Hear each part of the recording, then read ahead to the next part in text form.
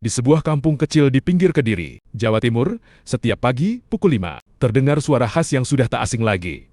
Bakso urat enak, bakso Pak Budi. Pak Budi, pria 45 tahun dengan tubuh kekar karena mengangkat gerobak setiap hari, adalah tukang bakso yang paling dicari di kampung itu. Gerobaknya selalu penuh, kuahnya kental, dan baksonya kenyal. Istri tercintanya, Bu Siti, selalu membantu menyiapkan bumbu sejak subuh. Mereka sudah menikah 15 tahun, punya 2 anak yang sudah remaja. Rumah tangga mereka terlihat bahagia dari luar rumah. Sederhana, dengan halaman kecil, ayam berkeliaran, dan bau masakan yang selalu menggoda tetangga. Tapi di balik senyum Pak Budi saat melayani pelanggan, ada kebosanan yang pelan-pelan menggerogoti. Bu Siti semakin sibuk mengurus anak dan warung kecil di rumah. Malam-malam, mereka jarang lagi ngobrol lama. Hanya sudah makan, lalu tidur. Pak Budi merasa hidupnya seperti kuah bakso yang sudah dingin masih enak, tapi tak lagi panas. Suatu pagi, di ujung gang dekat pasar tradisional, muncul gerobak baru. Seorang perempuan muda berusia 32 tahun, Mbak Rina, janda yang baru pindah dari desa sebelah. Dia menjual jamu kunyit asam, beras kencur, dan jamu gendong yang terkenal menyegarkan badan. Tubuhnya langsing,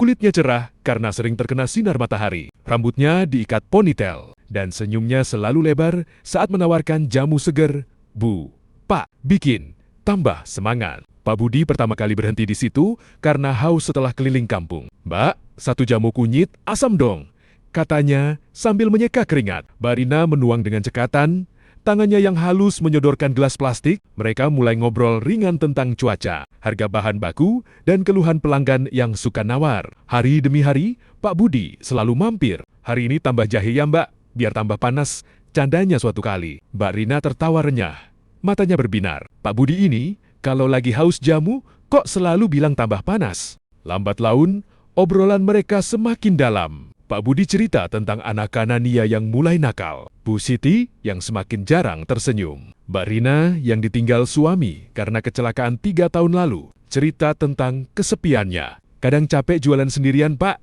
malam-malam pulang, rumah sepi, katanya suatu sore saat hujan gerimis. Pak Budi memegang tangan Mbak Rina sebentar di balik gerobak. Kalau butuh teman cerita, saya ada kok. Pertemuan pertama yang lebih dari sekadar jamu terjadi di belakang gudang pasar. Saat sore hari, Pak Budi bilang ke Bu Siti, ada pesanan bakso banyak di ujung kampung. Pulang agak malam ya.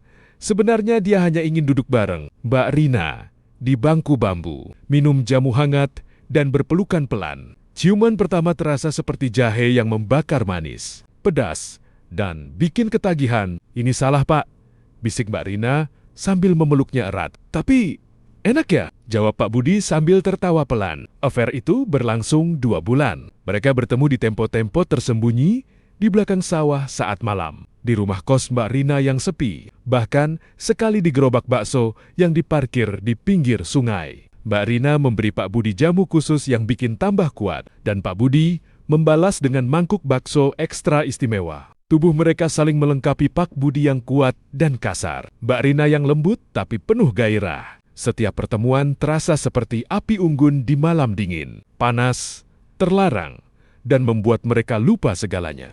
Tapi rahasia tak pernah abadi di kampung kecil. Bu Siti mulai curiga. Suaminya pulang selalu bau jamu kunyit yang manis. Bajunya kadang ada noda lipstik yang bukan miliknya. Dan malam-malam sering bilang ada order malam. Suatu malam, Bu Siti mengikuti diam-diam. Dia melihat Pak Budi dan Mbak Rina keluar dari rumah kos Mbak Rina, tertawa pelan sambil bergandengan. Hati Bu Siti seperti direbus dalam kuah bakso yang mendidih panas, sakit, dan marah. Keesokan paginya, saat Pak Budi mau keluar bawa gerobak, Bu Siti menghadang di pintu. Budi, kamu selingkuh ya sama tukang jamu itu? Tanyanya dingin. Suaranya gemetar. Pak Budi pucat. Dia tak bisa bohong lagi. Siti, ini cuma kesalahan sementara. Aku bosan Siti.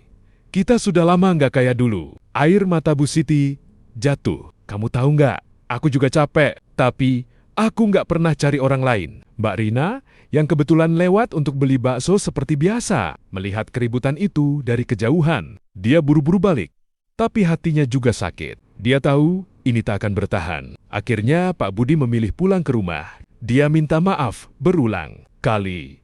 Pada Bu Siti mereka bicara semalaman tentang apa yang hilang dalam pernikahan mereka. tentang bagaimana membangun lagi dari awal. Mbak Rina memutuskan pindah ke desa lain. Sebelum pergi, dia tinggalkan botol jamu terakhir untuk Pak Budi lewat tetangga.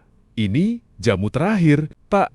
Semoga rumah tangga Bapak kembali panas. Kini, setiap pagi, suara bakso masih terdengar di kampung. Pak Budi masih mendorong gerobaknya, tapi senyumnya sekarang lebih tulus. Bu Siti kadang ikut jualan di sampingnya, dan mereka mulai lagi minum jamu bersama, bukan dari Mbak Rina, tapi buatan sendiri. Perselingkuhan itu meninggalkan luka, tapi juga pelajaran, api yang terlarang memang panas. Tapi api di rumah tangga yang dirawat dengan sabar jauh lebih abadi.